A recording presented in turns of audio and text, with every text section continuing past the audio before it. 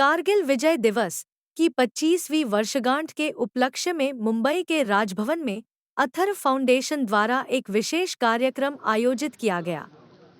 जिसमें राज्यपाल रमेश बैस जी, उप मुख्यमंत्री देवेंद्र फडणवीस, बोरीवली के विधायक सुनील राणे, सेना अधिकारी तथा अथर्व फाउंडेशन की वाइस चेयरमैन वर्षा राणे भी उपस्थित रही। अथर्व फाउंडेशन के अध्यक्ष तथा बोरीवली के विधायक सुनील राणे के द्वारा एम्बुलेंस डोनेट करके पूर्व सैनिकों के कल्याण के लिए समर्थन बढ़ाया गया है। राज्यपाल रमेश बैस जी ने मिजोरम, मेघालय और त्रिपुरा के राज्य सैनिक बोर्डों को सशस्त्र बलों में सेवा देने वाले सभी बहादुर सैनिकों के लिए स्वास्थ्य देखभाल और आपातकालीन चिकित्सा सेवाओं में सुधार करने का लक्ष्य दिया है। अथर्व फाउंडेशन पिछले वर्षों में मणिपुर, असम, सिक्किम, नागालैंड और अरुणाचल प्रदेश के राज्य सैनिक बोर्डों को पहले ही एम्बुलेंस डोनेट कर चुके हैं। अथर्व फाउंडेशन के अध्यक्ष तथा बोरीवली के विधायक सुनील राणे ने इस मौके पर बताया कि मैं सभी शहीदों के प्रति श्रद्धांजलि अर्पित करता हूं तथा मिजोरम, मेघालय और त्रिपुरा में रहने वाले हमारे सैनिकों तथा उनके परिवार के सदस्यों की सेहत को ध्यान में रखते हुए हम इस सेवा को प्रदान कर रहे हैं। साथ ही बेटी बचाओ बेटी पढ़ाओ इस अभियान के तहत बेटियों को आगे बढ़ाने के लिए शिक्षा क्षेत्र में ऊंचाई छूने के लिए हम लैपटॉप का भी वितरण कर रहे हैं। साथ ही अथर्व फाउंडेशन की ओर से मेघालय के शिलोंग में एक सेंटर खुल रहा है, ताकि वहां बसे हमारे देशवासियों की सेवा का मौका मिले। यह कार्यक्रम उन बहादुर आत्माओं के प्रति हमारे देश की कृतज्ञता को रेखांकित करता है, जिन्होंने देश की सुरक्षा के लिए अपना जीवन समर्पित किया है, और यह हमारे पूर्व सैनिकों के कल्याण का समर्थन करने की हमारी प्रतिबद्धता को मजबूत करता है। अथर्व फाउंडेशन एजुकेशनल ट्रस्ट की एक पहल है, जिसका उद्देश्य सुनील राणे के नेतृत्व और मार्गदर्शन में महिलाओं, बच्चों और युवाओं को शिक्षा और प्रशिक्षण प्रदान करना है, ताकि वे गरिमा और सम्मान के साथ आत्मनिर्भर होकर जी सकें।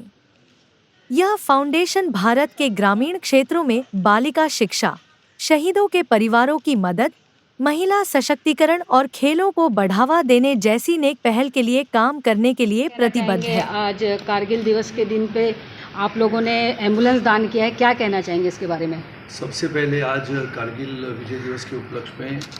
25वें वर्ष में मैं सभी भारतवासियों को और हमारे देशभक्त और देशप्रेमी नागरिकों को कारगिल विजय दिवस के उपलक्ष्य में शुभेच्छाएं देता हूं।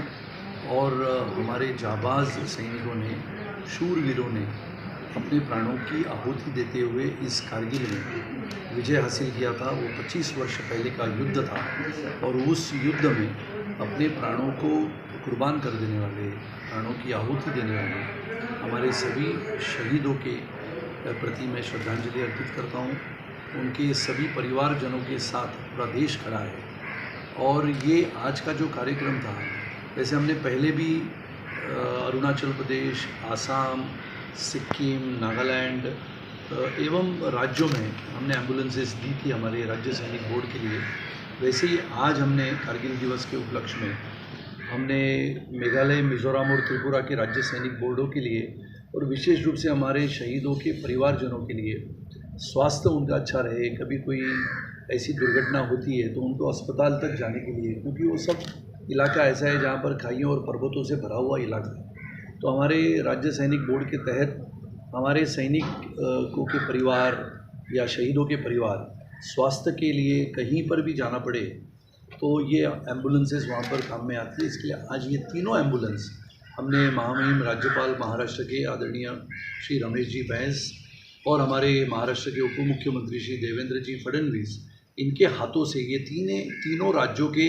हमारे राज्य सैनिक बोर्ड के अधिकारियों को सौंप दी है। और मैं मानता हूँ कि अथर्व फाउंडेशन का ये काम न बल्कि सिर्फ एम्बुलेंस देना है, बेटी बचाओ बेटी पढ़ाओ अभियान के तहत छोटी बेटियों को पढ़ाना आधुनिकता से, इसके लिए लैपटॉप का वितरण पूरे देश में होता है।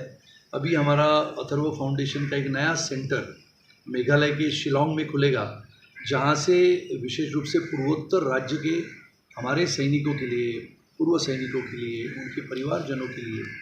जो अपेक्षाएं होती है वो अपेक्षा को पूरा करने के लिए एक सामाजिक जिम्मेदारी हम सभी की होती है। और इसके लिए अपने देश की भूमि को सुरक्षित रखने वाला, मातृभूमि के लिए सदा तत्पर अपने प्राणों का बलिदान करने वाला, हमारे सैनिकों के प्रति हम सच्ची श्रद्धा और सम्मान रखें, ये हेतु से हम ये सब कार्यक्रम करते हैं। और मेरी देशवासियों से यही निवेदन है कि हम सब आज 2024 में हैं, 1947 में देश स्वतंत्र हुआ, आज 76-77 वर्ष होने के बाद भी हमारे देश में लगातार आक्रमण करने वाले बाजू के देशों के प्रति हमने वही भावना रखनी है जैसे अगर देश अपने ऊपर आक्रमण करता है, चाहे पाकिस्तान हो, श्रीलंका हो, चीन हो, अगर हमारे ऊपर आक्रमण करता है तो हम भी मजबूती से उस आक्रमण को परास्त करने के लिए एक देशभक्त नागरिक होने के नाते तैयार होने की आवश्यकता है। हमारा सैनिक लगातार, चाहे ठंडी हो, चाहे धूप हो, बर्फीली पहाड़ों के ऊपर, सियाचिन ग्लेशियर के ऊपर, जहाँ पर 0 से नीचे 25-50 डिग्री तक तापमान जाता है, फिर भी वहाँ तक लगातार इस भूमि को सुरक्षित रखने के लिए पहरे देते हैं। ऐसे सभी जाबाज सैनिकों के लिए हम लगातार सब देशभक्त नागरिक काम करते रहे, यही सदिच्छा सभी को देते हुए आज का ये कार्यक्रम अथर्व फाउंडेशन ने किया। इसके लिए उन सबको मैं धन्यवाद।